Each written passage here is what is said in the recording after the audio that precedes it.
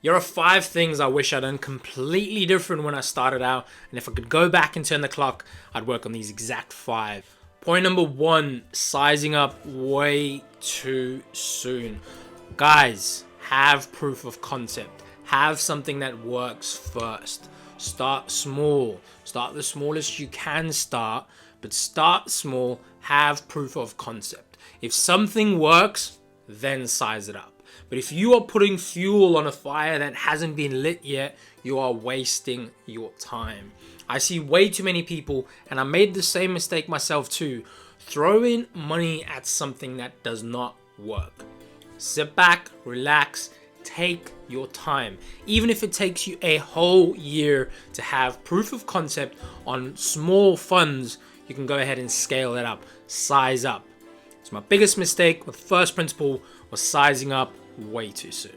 Second mistake, which is very controversial, was choosing one pair. And yes, I found that was a mistake. Pound yen was my pair for years, and I focused on that pair and that pair alone, which led to over trading. That may coincide with a lack of discipline I had when I started, but focusing on one pair would entice me to force trades when there was no trades there. The way I trade now with a macro view, I look at the whole market and I look for value where value can be found.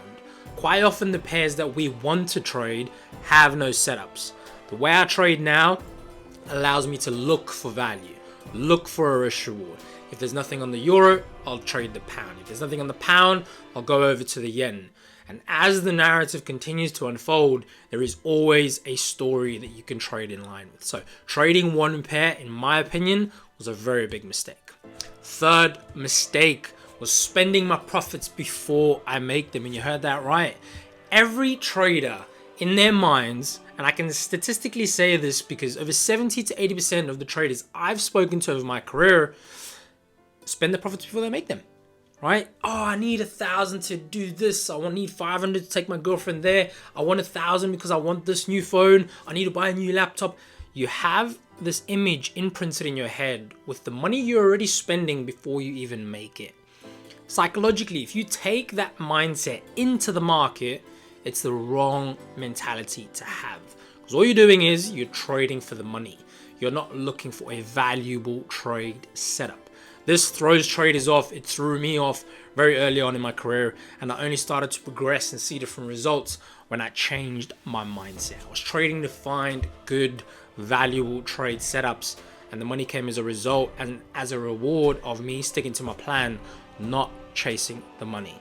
It's the other way around. Keep that in mind. Point number 4, comparison. Comparison is a killer of all joy. We unfortunately live in a world right now where the whole social media smoke and mirror machine is something that blinds a lot of traders.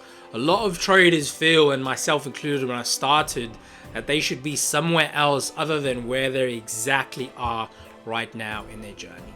Trading, unfortunately, is something that is going to take you years to succeed. And that is something that you need to endure.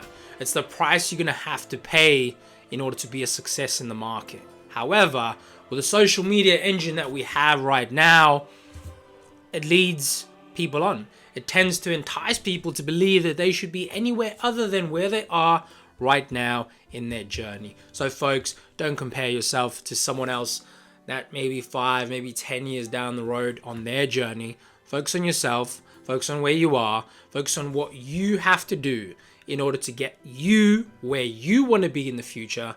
And if you write these principles down and write these steps down, you're going to have a clean-cut path of what you need to do in order to turn your life around. That was a very big mistake I made early on.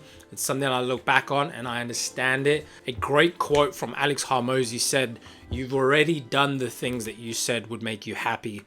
And that is very, very true. We attach something in our minds so far ahead, which there again holds us back from working on ourselves and comparing ourselves to others. So keep that one in mind. And lastly, folks, accepting both sides to the trade. Deep down in our own psychology, in our minds, we only really think our bias is the only bias. Now, for myself right now, trading a macro long short strategy, I understand that there is both sides to the trade. I can be wrong, and I'm okay with that. Once I accept the risk that I'm putting into the trade and into the market and on that specific position, I understand I can be wrong, and I understand the market can go the other way.